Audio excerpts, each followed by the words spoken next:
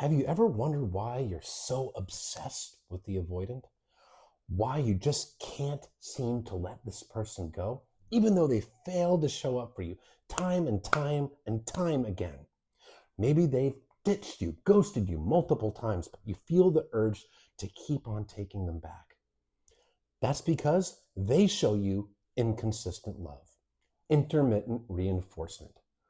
The person that's healthy, the person that's consistent, the person that answers your text right away, the person that's reliable for validation, the person that you don't have to worry about, you don't obsess over them. No, you're obsessing over the person that gives you breadcrumbs, pulls away, gives you breadcrumbs and pulls away.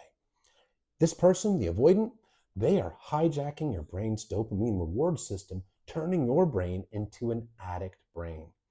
Intermittent reinforcement is when someone gives you just enough to keep you on the hook, but not enough to be truly fulfilling. It keeps you in the chase mode, trying to earn this person's love, and it actually becomes addicting. It's scientifically proven. There's been studies on animals, on lab rats, or for example, a dog. Like if you take a dog and you teach it to do a trick and you give it a treat every time it does the trick, it'll quickly lose interest in doing the trick. But if you give it a treat only every handful of times it does the trick, it will do the trick all day long. It's intermittent reinforcement. So essentially, when the avoidant is giving you those breadcrumbs, it gives you a dopamine rush, a euphoria. But when they pull away, now your needs are no longer being met. But your subconscious and your emotional brain, rather than recognizing, whoa, this is not consistent, this isn't healthy. No, your emotional brain views the avoidant as the only place to get back to that happy, feel-good, euphoric high. So you keep on chasing them, chasing, obsessing, confusing anxiety with love. And they're going hot and cold and they're chasing you and you're trying to recover yourself when they disappear and then they come back and you fall back into the trap. It's also known as a trauma bond. It is not a healthy relationship. It's not healthy, secure love at all. So if you have an anxious attachment or a fearful, avoidant attachment, you are probably used to chasing love.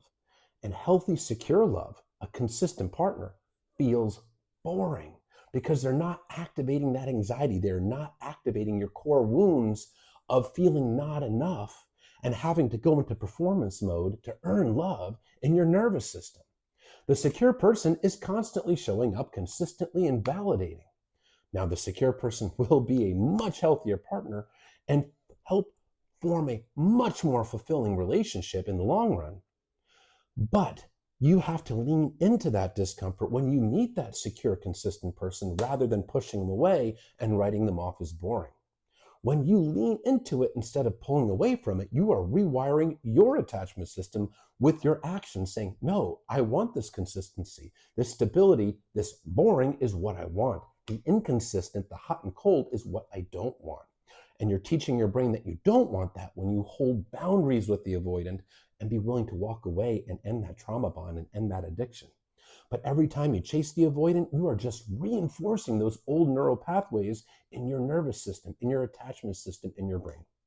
So the way you undo it is by doing something different and recognizing red flag behaviors and holding boundaries even when it's uncomfortable, and no longer allowing yourself to chase breadcrumbs and instead sticking around when you meet somebody that is objectively healthy, somebody that you are actually compatible with, especially at a deep level when it comes to core relationship values, what they value in a relationship, and recognize that that feeling of boring is probably just a lack of anxiety.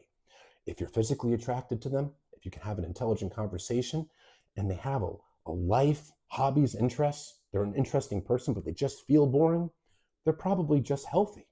Now, if they're a professional couch potato, okay, they might be boring, and maybe they're not your person. But if they meet all the criteria but feel boring, rest assured, that's your nervous system recognizing that they're safe, not giving you anxiety, which is causing you to think that they're boring, and that the inconsistent person that's giving you anxiety is the person you have chemistry with. Inconsistent love is addicting, but it's also harmful.